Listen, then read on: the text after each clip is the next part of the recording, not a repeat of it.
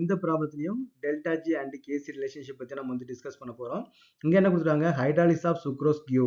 அப்போ சுக்ரோஸை நம்ம என்ன பண்ணுறோம், வாட்டரில் வந்து நமக்கு வந்து டிசால்வ் பண்ண வாட்டர் கூட ரியாக்ட் பண்ணும்போது குளுக்கோஸ் அண்ட் ஃப்ரக்டோஸ் வந்து கிடைக்குது.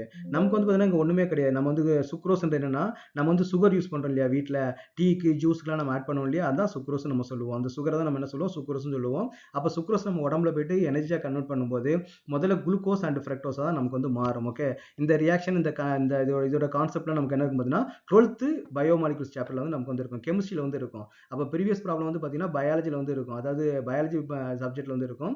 இது வந்து நமக்கு வந்து கெமிஸ்ட்ரியில் வந்து நமக்கு வந்து இருக்கும். இங்கே என்ன கொடுத்தாங்கன்னா ஈக்குவலியம் கான்ஸ்டன்ட் வந்து கேசி வந்து கொடுத்துட்டாங்க, டெல்டா ஜி வந்து நம்ம கேட்டுக்கிறாங்க.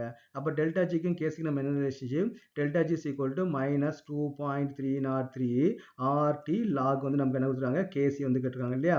அப்போ நம்ம வேல்யூலாம் சப்ஸ்டிட் பண்ணுவோம். அப்போ -2.303 ஆர் வந்து பார்த்தீங்கன்னா 8.314, டெம்பரேச்சர் வந்து நமக்கு வந்து 300 வந்து கொடுத்துருக்காங்க. இன்ட்டு வந்து பார்த்தீங்கன்னா லாக் கேசியோட வேல்யூ என்ன கொடுத்துருக்காங்க, 2 × 10⁻13 வந்து கொடுத்துருக்காங்க.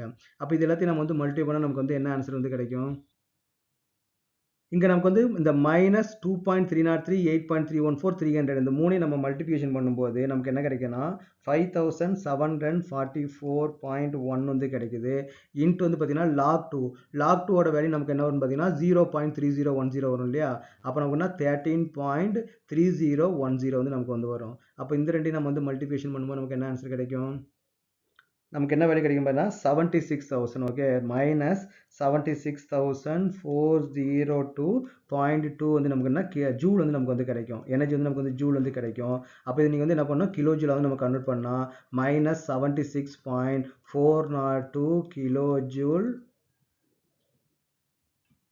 கிலோ ஜூல் பர் மோல் வந்து நமக்கு கிடைக்கும். ஓகே, ஒரு மோல் தான் இருக்கு. அப்போ வந்து பர் மோலுக்கான டெல்டா ஜி வேல்யூ வந்து நமக்கு வந்து இதான் கிடைக்கும். ஸோ இதான் நமக்கு வந்து ஃபைனல் ஆன்சர். அப்போ டெல்டா ஜிக்கும் கேசிக்கும் ரிலேஷன்ஷிப் வந்து பார்த்தீங்கன்னா நமக்கு வந்து ரொம்ப ரொம்ப முக்கியம். இது நமக்கு தெர்மோடைனமிக்ஸ் சாப்டரில் வருது, ஈக்குலிபிரியம் சாப்டரில் வருது, நெக்ஸ்ட் இயர் வந்து பார்த்தீங்கன்னா சொல்யூஷன் சாப்டரில் வந்து வரும், அப்புறம் எலக்ட்ரோகெமிஸ்ட்ரி சாப்டர் வந்து வரும். ஸோ இது மாதிரி பார்த்தீங்கன்னா நிறைய சாப்டர் வந்து இந்த ஃபார்முலா வந்து நமக்கு வந்து ரொம்ப ரொம்ப இம்பார்ட்டன்ட். ஸோ இதுக்கு வந்து கொஞ்சம் you want to give some important. அப்புறம் இன்னொரு இன்ஃபர்மேஷன் நம்ம இதுலேருந்து என்ன தெரிஞ்சுக்கலாம், டெல்டா ஜி நெகட்டிவாக இருந்துச்சுன்னா ஸ்பான்டேனியஸ் ரியாக்ஷன் அர்த்தம். அப்போ நமக்கு என்ன ஆகும், சுக்ரோஸ் வந்து நம்ம உடம்புல போயிட்டு நமக்கு டைஜஸ்ட் ஆகுறது, அது வந்து ஒரு ஸ்பான்டேனியஸ் ரியாக்ஷன். நம்ம எதுவும் எனர்ஜி வந்து கொடுக்க தேவை கிடையாது, அந்த ரியாக்ஷன் வந்து பார்த்தீங்கன்னா ஸ்பான்டேனியஸாக நடக்கும்.